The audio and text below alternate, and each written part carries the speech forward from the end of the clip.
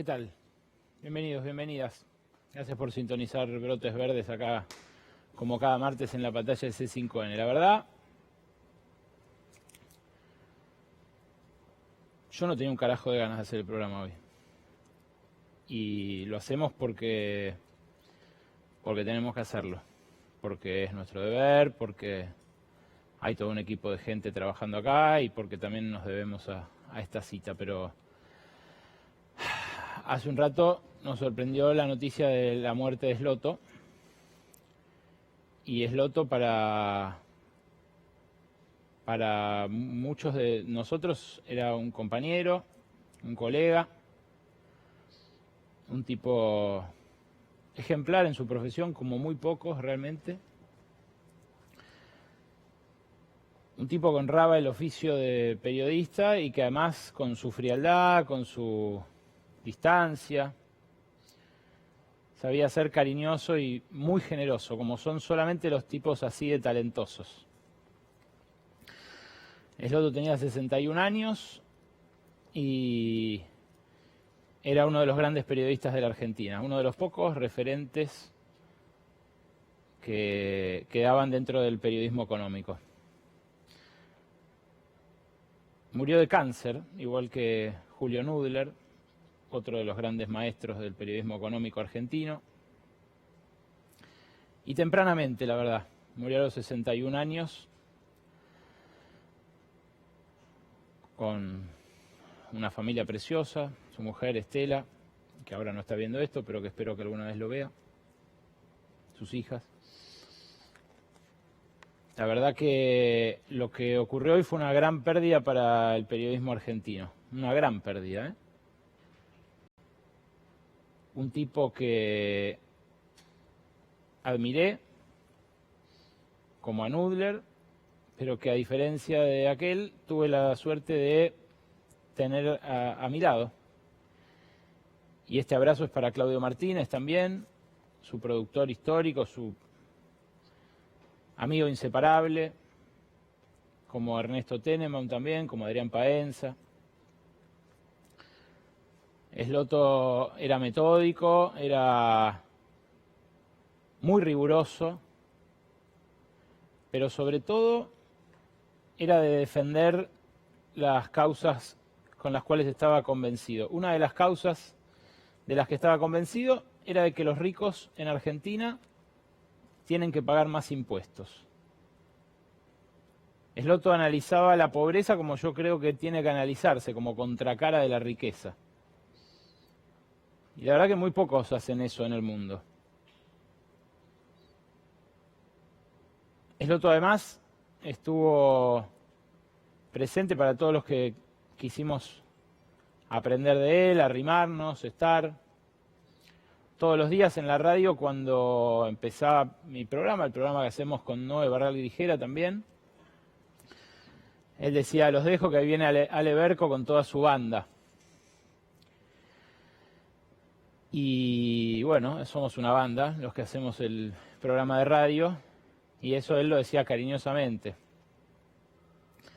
Porque justamente veía en nosotros la continuidad de su laburo. Un laburante ante todo. Asador empedernido también. Lo van a extrañar en la carnicería Ambiorix, donde le gustaba comprar sus chacinados. Y lo va a extrañar también esta profesión, mucho lo va a extrañar. Pocos tipos tan íntegros, tan desprejuiciados, tan dispuestos a revisar la propia creencia después de estudiar un tema y de hablarlo y de discutirlo con gente que piense distinto, que es un poco el laburo que tenemos que hacer nosotros para ofrecerles a ustedes información de buena calidad. Una de las últimas fotos que se sacó Sloto fue con Seba Basalo, el fundador de la revista THC, y con Carla Chudnovsky, que fue su compañera en la radio hasta el último momento. Ahí la ven ustedes. Se cagaba de risa Sloto. Haciendo radio le encantaba. Y claro, Basalo, que fundó la revista THC, una revista que habla de marihuana, y él haciendo el gesto ahí, como hasta último momento. tratando de sonreír, de reírse y de hacer lo posible para sobrellevar la situación, para vivir la vida, que es lo único que nos queda en situaciones así, de verdad, y no quiero bajonearla, no quiero exagerarla, hacerla muy sobria, muy solemne, porque él tampoco lo haría así. La verdad que lo que hizo fue laburar hasta último momento, quería venir ayer, se peleaba con Claudio, con Ernesto, con otros amigos que le decían no te muestres así, ya no hagas tele. No, sí. Y escribía, a lo último escribía más que nunca, creo. Esloto estuvo en 3 momentos clave de mi carrera y de eso se lo quiero agradecer personalmente y le quiero hacer este homenaje.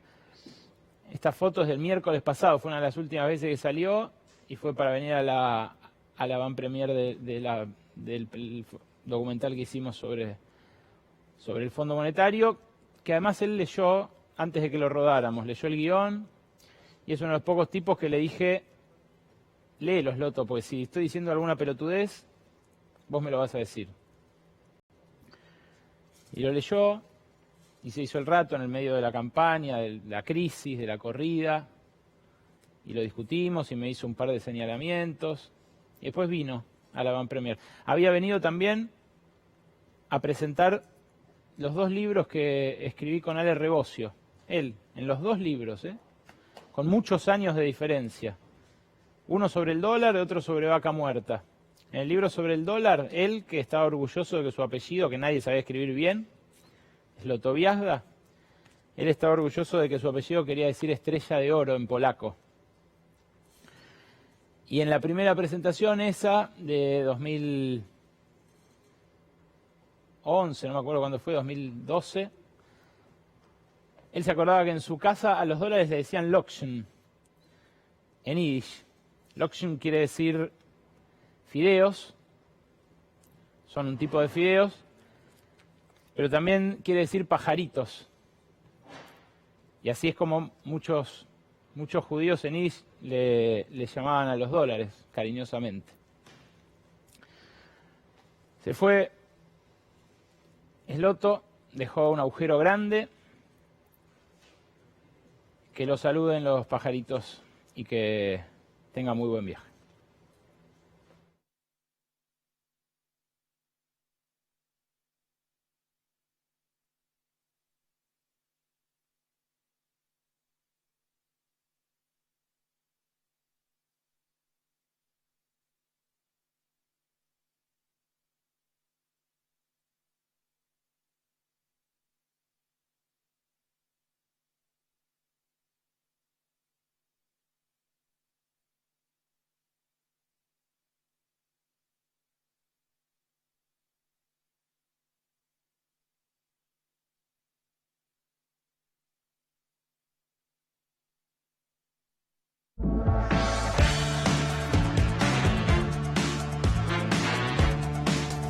OSPE, Obra Social de Petroleros. Conocé todos los beneficios que tenemos para vos en ospesalud.com.ar.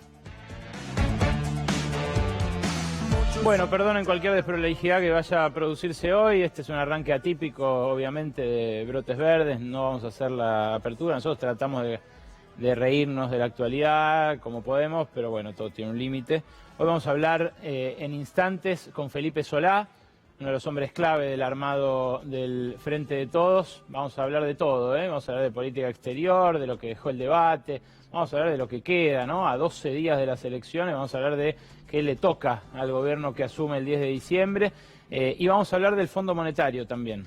Vamos a hablar de Ecuador, el país que se asomó al abismo y que parece haber encauzado la situación política después de medidas anunciadas justamente en connivencia con el Fondo Monetario. Lo que te traje son los documentos del Fondo Monetario felicitando a Ecuador días antes de que se produjera el estallido social, el estallido popular, la furia indígena, pero también la furia ciudadana en las calles de Ecuador contra las medidas de ajuste del Fondo Monetario. Todo tiene que ver con todo, una cosa tiene mucho que ver con la otra, y vamos a hablar también, por supuesto, con Felipe Solá en profundidad de la relación que va a marcar sin lugar a dudas la gestión del próximo gobierno, la relación con el Fondo Monetario, una relación que también ahora empieza a marcar el final de la gestión de Mauricio Macri. Viajan mañana tanto Hernán Lacunza como Guido Sandleris al fondo a la última asamblea que le toca cubrir a este gobierno, una asamblea donde además el fondo estrena nueva jefa, Cristalina Georgieva.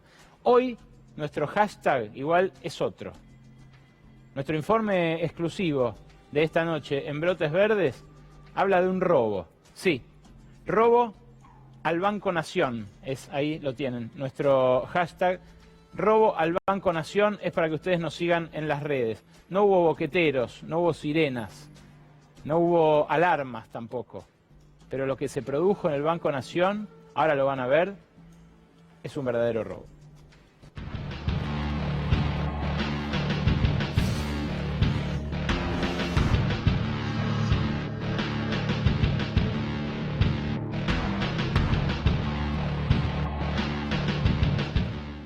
El gobierno viene diciendo que para determinadas emergencias no hay dinero, que no se puede abastecer, por ejemplo, adecuadamente de remedios a los jubilados, que no se puede abastecer de dinero necesario para el funcionamiento del CONICET a los científicos, que no hay plata en general y que hay que ajustarse el cinturón. Hay, sin embargo, un festival de designaciones en planta permanente, ahora a último momento del gobierno. Hoy, por ejemplo, 272 designaciones de planta permanente en el Estado Nacional, en el boletín oficial de hoy. Un súbito interés por regularizar el empleo informal de todos estos años. Pero a lo que accedimos nosotros es al acta acuerdo, a una de las muchas actas acuerdo firmadas hace casi 2 años, en diciembre de 2017, pero que recién ahora trascienden y que marcaron un agujero financiero descomunal en el Banco Nación. Un verdadero robo que se produjo para intentar tomar control de los resortes principales de este banco, el banco público más importante del país, entregándole retiros voluntarios escandalosos al personal de carrera que querían correr para hacerse del joystick, para hacerse de la palanca de este banco en la apenas iniciada la gestión de Javier González Fraga. Ustedes me dirán, bueno, es una cosa pasada, es algo de mediados de la gestión, cuando todavía no habían pasado cosas, no había estallado la crisis. Bueno, eso marcó el inicio de un declive en el Banco Nación que hoy van a ver se siente y con mucha fuerza, una herramienta clave para la recuperación de la economía argentina. ¿Cuántos se retiraron y cuánto recibieron los funcionarios que el gobierno quiso correr de esos puestos ejecutivos? Bueno, eso es lo que mostramos en esta primera placa. Los retiros generosos de Javier González Fraga apenas asumió. ¿En qué consistieron estos retiros? Bueno, son retiros que recibieron una cincuentena de puestos gerenciales, entre los cuales estaban los 15 subgerentes generales del Banco Nación. Toda gente que gana 350.000 pesos y que en ese momento ganaban 350.000 pesos, ahora 2 años después ganan mucho más, y que fueron reemplazados por otros después de darle este paquete de retiro para desplazar a los que no les resultaban útiles al oficialismo. Fíjense ustedes, la indemnización que recibieron los firmantes de estas actas acuerdo, de estas actas mutuo, fue primero una indemnización siempre mayor a la legal. Una indemnización en algunos casos varias veces mayor a la que indica el estatuto bancario. Hubo funcionarios que recibieron hasta 50 millones de pesos en ese pago inicial. Pero fíjate lo que recibieron después. Cobran el sueldo estos funcionarios que retiró el gobierno hasta la edad de jubilarse, ajustado por paritarias mes por mes. Reciben la prepaga para ellos y para todo su grupo familiar con el mismo plan con el cual recibían la prestación médica en función ejecutiva en el Banco Nación. Una compensación especial firmaron la mayoría de estos acuerdos mutuos para que le compense el Estado, o sea, el Banco Nación, el impuesto a las ganancias. Y de chapa, en algunos casos, consiguieron que sobrinos y hermanos pasaran a planta fija, planta permanente del Banco Nación, en algunos casos trabajando para empresas vinculadas del Banco Nación, que por supuesto ganan menos plata que en la casa matriz, que en la casa madre. Bueno, ¿esto quiénes lo recibieron? Bueno, es lo que vamos a ver a continuación. Fue una purga que costó, en un cálculo conservador, 1.500 millones de pesos. Atención, escucharon los beneficios, ¿no? Gente que por ahí tiene 58 años y que va a cobrar durante 7 años sueldo de subgerente general de un banco simplemente porque los querían correr, querían tomar el control de esas áreas. ¿Quiénes se acogieron a este retiro? Bueno, 571 empleados en total, de una plantilla de más de 12.000 personas, pero era teledirigido, querían que lo aceptaran estos 14 subgerentes generales y dentro de ellos también el gerente general que se llevó más de 50 millones de pesos según las fuentes gremiales que pudimos consultar, cotejado esto además con auditores del banco y con ex directivos que siguen teniendo sus terminales allí en las oficinas que comanda Javier González Fraga.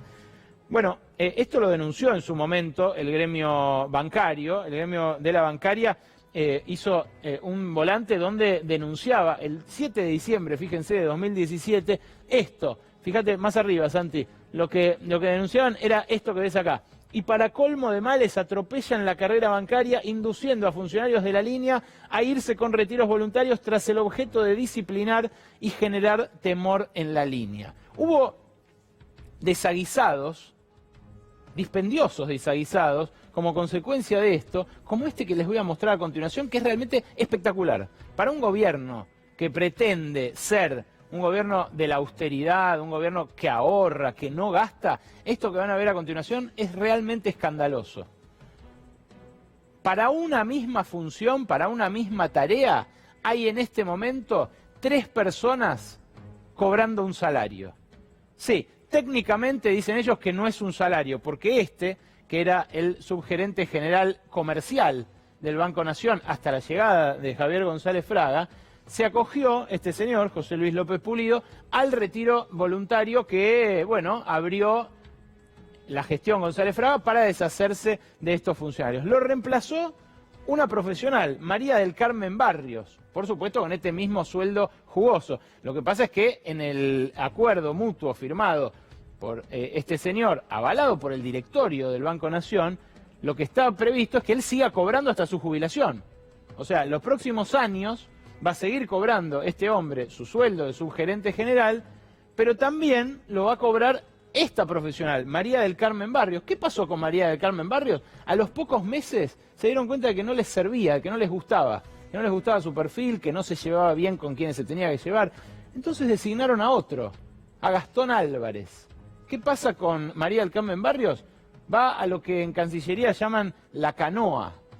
Sigue trabajando, pero la mandan, en el Banco Central también le dicen así, la mandan a otra función menor, de menor jerarquía, pero sigue cobrando el sueldo correspondiente a esa subgerencia. Y este hombre, que es el actual subgerente comercial, es el que cobra el sueldo y hace el trabajo. 3 para una misma función. La austeridad que impulsó este gobierno, aplastada en los papeles, en este hallazgo que hemos conseguido comprobar, repito, después de varias semanas de cotejar estos mutuos que en un principio me acercaron con la realidad de un banco cuyas arcas están realmente exhaustas. Hoy consulté a las máximas autoridades del Banco Nación, no quisieron hablar para las cámaras, pero sí, off the record, aceptaron responder cada una de estas cosas y lo que dicen ellos es que esta fue una manera de eficientizar el banco, de hacer que lo que se había convertido en un organigrama muy complejo volviera a ser una estructura piramidal. Dicen que había demasiada gente reportando al gerente general, por ejemplo, y que esto era algo que debía revisarse. Bueno, si debía revisarse, quizás pudo haberse revisado de una manera no tan onerosa, porque el sindicato también dice que esto fue un verdadero dispendio y un despilfarro de la plata del Banco Nación. Ustedes me preguntarán, ¿el Banco Nación está en condiciones de afrontar ese gasto? Bueno, su patrimonio dice que no. En la última placa, lo que cotejamos son los números que releva el Banco Central a la hora de exhibir los balances de todas las entidades financieras. Ustedes saben que eso es información pública que el Banco Nación, como todos los demás bancos, tiene que entregar. El patrimonio neto del banco en 2017, o sea, en definitiva, lo que vale del banco, sus activos menos sus pasivos, era de 4.450 millones de dólares. 2 años después, el banco se redujo a la mitad de su tamaño, con una cartera que además, esto quizás no es un demérito de Javier González Fraga, sino más bien del rumbo que tomó la economía en estos 2 años, una cartera irrecuperable que subió a 5 veces, de 0,5% a 2,7%. Repito, estos son datos del Banco Central, datos oficiales que marcan la debacle de un banco, el declive de un banco, al que además le manotearon en el medio 30.000 millones de pesos por año en capital que le giró al Tesoro Nacional para cubrir baches de otras áreas. Esto es algo que evidentemente la justicia va a tener que revisar, que el propio Javier González Fraga se negó a aceptar por decreto y que tuvo que salir por ley del Congreso, por la ley aprobada en el presupuesto nacional, que incluyó ese retiro de fondos del Banco Nación, que se suma a este desfalco de los retiros que, como les digo, está empezando a salir a la luz. Una denuncia que había hecho en su momento la bancaria, pero que ahora tenemos documentada, porque este acuerdo mutuo, mira, acércate, diré, a ver si lo podés tomar con esta cámara. El acuerdo mutuo del 9 de diciembre de 2017, el 9 de diciembre de 2017, ahí lo tenés en la cámara 2, perfecto.